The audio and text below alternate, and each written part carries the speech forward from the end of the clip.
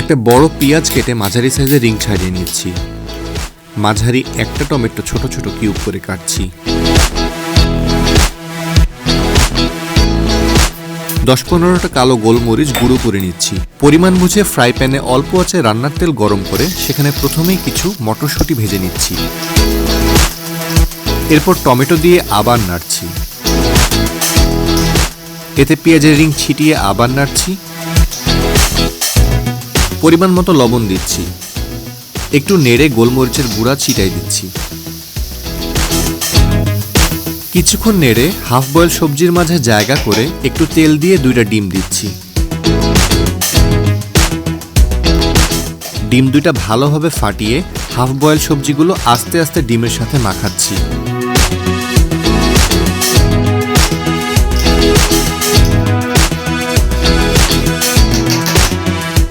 কিছু ধনেপাতা কুচি ছিটিয়ে দিচ্ছি।